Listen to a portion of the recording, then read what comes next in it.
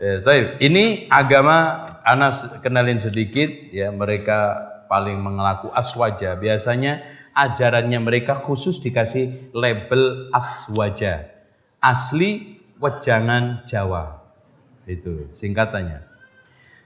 Pertama bertawasul kepada kubur, penghuni kubur. Makanya pada rame, apalagi tanggal-tanggal bagus, hari-hari bagus di Jawa itu hari paling bagus, bahkan seluruh Indonesia. Jumat Kliwon, jadi Kemis Legi malam Jumat Kliwon. Karena Jumat itu 8, Kliwon itu 9. Berapa? Oh paling tertinggi. Itu. Makanya orang Jawa itu punya hari 5. Paing Pon Wage Kliwon Legi. Kliwon itu tengah. Ya. Itu. Pon barat ya, terus kemudian Paing timur. Wage sama ini utara selatan. Itu makanya dari sini rahasianya kenapa ada pancer papat siji limo. Maksudnya wali itu akhirnya ada dibagi sesuai dengan arah. Persis seperti konsep Hindu. Hindu itu punya dewa 9. Wali barat, dewa timur, dewa barat namanya apa? Hah? Pasti nggak ngerti lah. Ada dewa utara, dewa selatan. Itu. Cuma kalau di Jawa, dewa selatan itu di Jogja Nyi Roro Kidul, kalau utara itu Nyi Sekar. Kemarin kan nikah sama Mbah Kodok itu. Nah, antum nggak ngerti di media kan? Ada pernikahan Mbah Kodok dengan Nyi Sekar kan di Ngawi itu. Ditanya kenapa Mbah nggak nikah sama Nyi Roro Kidul? Wes punya suami ona. Ini belum. Masya Allah. Anehnya diresepsiin persis seperti pernikahan bener. Alhamdulillah, masya Allah. Ini. Terus kan terus barat daya barat timur kan 8, tengah 1 namanya 9 itu. Terus kemudian mereka meminta syafaat kepada Nabi. Ya, biasanya baca ya Rabbi bil Mustafa baligh maqasidana waghfir lana ma madha ya wasi'al karami ya akramal khalqi liman alu tubihi siwaka inda ulu hadizil amimi. Itu biasanya disebut dengan qasidah burdah, dilagukan itu, dan berbagai macam lagu bisa semua. Menyuburkan istighosah kesyirikan, istighosah kepada danyangan, keramatan dan yang lainnya. Itu masya Allah di mana-mana terjadi. Bahkan di dalam kitab Syekh Manaqib Abdul Qadir Jailani disebutkan ya ibadallah rijalallah aghisuna bifadlillah. Subhanallah. Ibadallah rijalallah aghisuna bifadlillah. Sama qasidah burdah tadi. Wahai makhluk yang mulia, kepada siapa lagi aku berlindung ketika musibah menimpa kami kalau tidak kepada engkau. Terus memuja manaqib Syekh Abdul Qadir Jailani. Yang lucu di dalam kitab itu diceritakan Syekh Abdul Qadir Jailani mengadakan pengambaraan selama berpuluh-puluh tahun, ternyata ketemu dengan Nabi Khidir di pantai, ya, di pantai laut, nggak disebutkan di mana. Kemudian disuruh untuk berhenti di pinggir laut, nggak sholat, nggak ini semua sampai ya mimpi basah mandi junub aja nggak sempat. Itu pun ditengokin oleh Syekh Abdul Qadir. Ini Nabi Khidir cuma setahun sekali. Sampai setelah 3 tahun lulus, maka dilepas mendapatkan ilmu laduni. Setelah itu dia pergi ke Baghdad untuk berdebat dengan 100 ulama. Masya Allah. Ulama ahli tafsir didatangkan, ahli fikih didatangkan, ahli hadis didatangkan. Semua ternyata kalah debat. Karena apa? Keluar dari dadanya Syekh Abdul Qadir cahaya, ngambil ilmunya ulama tersebut. Akhirnya goblok kabeh. Lah kalau begitu kan enak Pak ya. Gampang jadi orang pinter.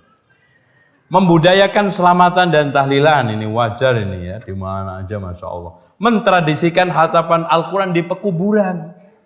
Baca Quran di kuburan itu bisa hatam, di rumah nggak pernah. Makanya setannya pindah semua ke rumah. Iya, ini ciri-ciri Masya Allah Pak. Ciri-ciri lingkungan itu kalau sudah jauh dari Islam, masjidnya sepi, kuburan ramai. Itu aja cirinya. Antum lihat aja di mana aja. Kebalikannya, kalau masjid ramai, kuburan sepi, nah itu. Lihat Mekah, Madinah. Yang ramai mana? Kuburan apa masjid? Masjid.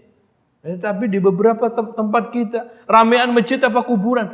Kuburan, Masya Allah. Kadang membludak.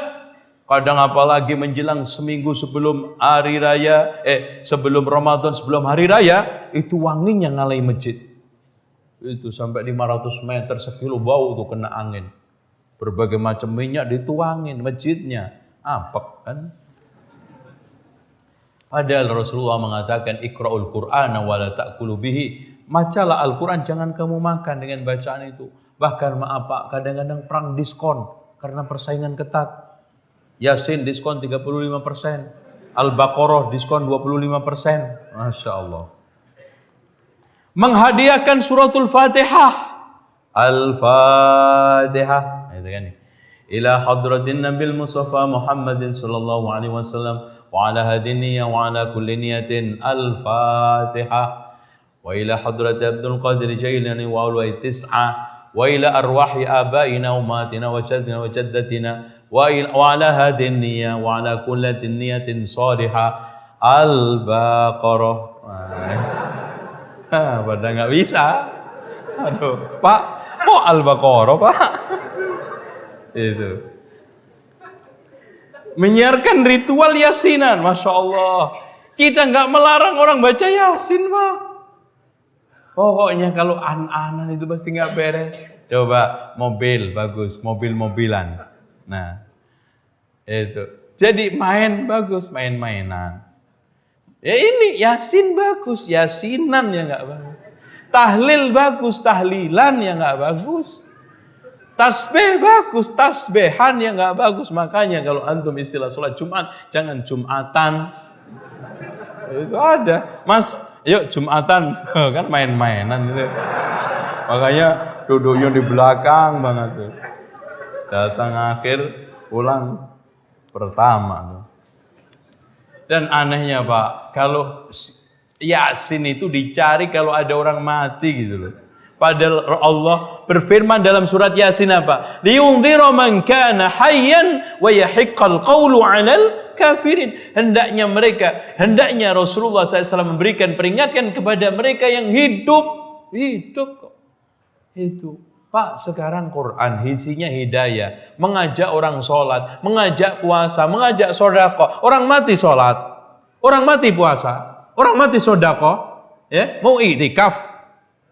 Yang butuh Quran itu yang hidup, sehingga supaya sholatnya benar, zakatnya benar, amaliyahnya benar, kiprah di dunianya ini supaya menjadi orang soleh. Nah itu, ya, soal masalah khilafiyah, membacakan Quran itu sampai atau tidak. Tapi kalau sudah transaksi itu nggak ada. Transaksi diundang karena saya nggak bisa baca sebagai anak soleh, akhirnya nyewa orang.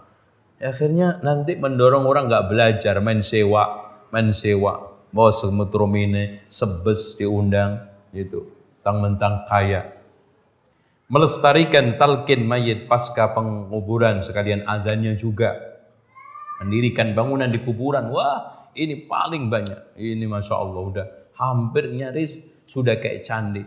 Kalau antum lihat, ya, ana sedang menulis Wali Songo itu kan harus melihat situs-situs arkeologi, bukti-bukti untuk penulisan. Udah kayak candi kan. Ya, Assalamualaikum pada Rasulullah paling membenci. Kuburannya sendiri aja dia berdoa, Allahumma la taj'al qabri wathanan yu'bad. Ya Allah, janganlah jadikan kuburanku ini sebagai berhala yang disembah. Menyakralkan ziarah Wali Songo. Padahal la tusyaddur rihal, kita tidak boleh melakukan syaddur rihal kecuali ketiga, Masjidil Haram, Masjidil Nabawi, Masjidil Aqsa. Ini hadis ada di dalam Bukhari Muslim. Anehnya kok kayaknya nggak dilirik hadis itu. Nah, menghidupkan maulid agung dan hari-hari besar Islam. Itu lagi maulidan. Ya. Wah, itu sudah paling sakral. Persiapannya dari asar, maghrib, isya. Itu enggak sholat jamaah di masjid. Stop dulu. Karena masjidnya dipakai peringatan agung. Terus sholatnya di mana Pak? Udah gampang di rumah masing-masing. Terus gimana Pak? Sholatnya kok di ya Allah Maha Penyayang, tenang aja. Dengan kita membaca sholawat nanti dapat syafaat Rasulullah SAW. Itu udah. Ya, itu dalil utamanya. Nah, fanatis terhadap mazhab Imam Syafi'i. Tapi anehnya, nggak kenal Imam Syafi'i kecuali 5-6. 1 kunut. Iya, Pak. Bapak kenal Imam Syafi'i sebutkan Pak. Ya kunut, udah. Kunut. Nomor 2, membaca Fatih Bismillah keras. Imam Syafi'i. Kalau enggak Syafi'i. Kemudian yang ketiga, apa lagi? Sholat tarawih 20. Kalau enggak 20, enggak Syafi'i. Kemudian yang ketiga, yang keempat, apa? Usolli fardhu dhuhri 4 raka'atin mustaqbilal qiblati. Makanya pernah ada orang kata Syekh Utsaimin sholat di depan masjid Ka'bah. Setelah sholat ditegur sama Badui bahasa Arab Arab Indonesianya begini, Pak kurang masih ya. Kok kurang?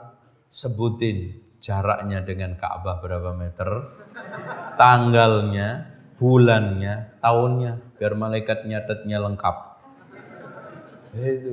Siapa sih yang enggak keliru? Ya namanya duhur, ya pastilah duhur.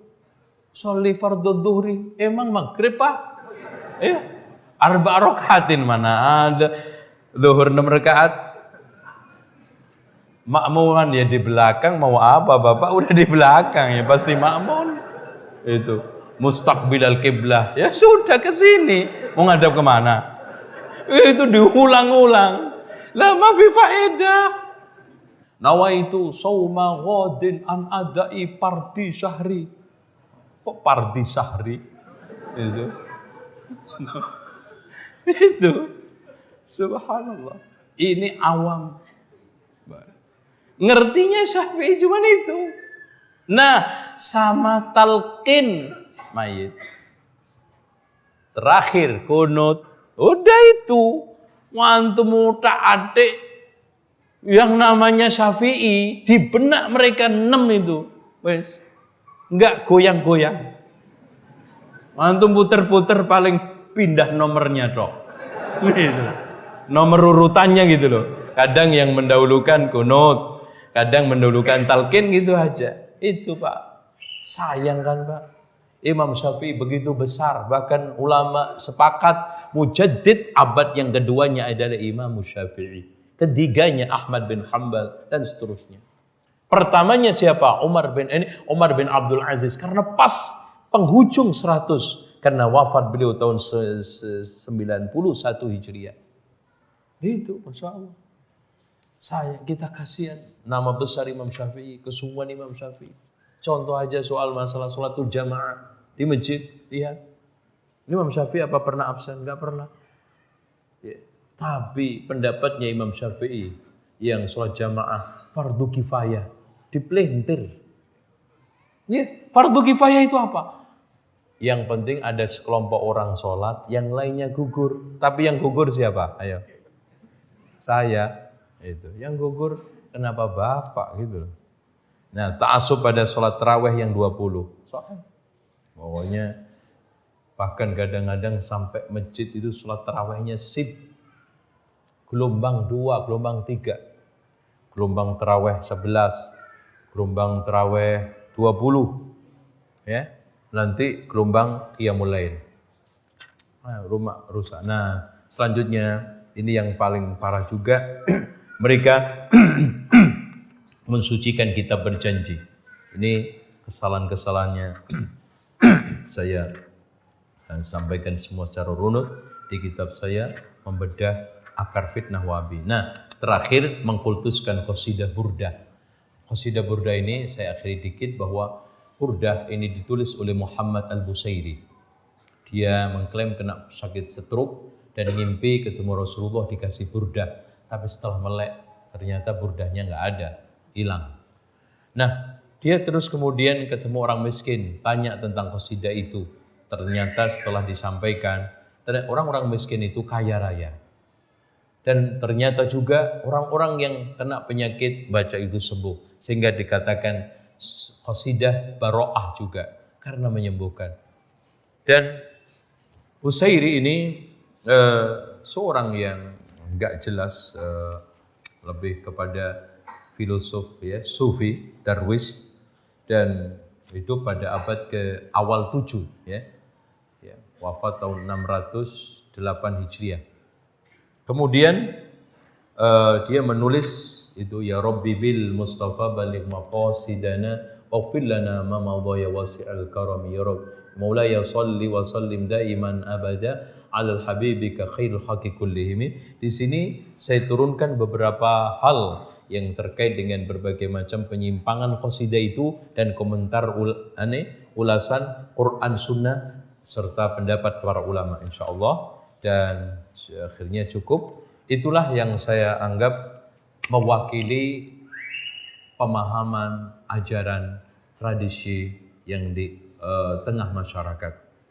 Ya, mudah-mudahan apa yang saya sampaikan bermanfaat dan semoga apa yang saya uraikan ini bisa direnungkan ya, menjadi satu bibit-bibit penerang untuk supaya kita semakin kokoh memegang Alkitab wa Sunnah. Demikian, subhanakallahumma wa bihamdika asyhadu an la ilaha illa anta astaghfiruka wa atubu ilaik. Wassalamualaikum warahmatullahi wabarakatuh.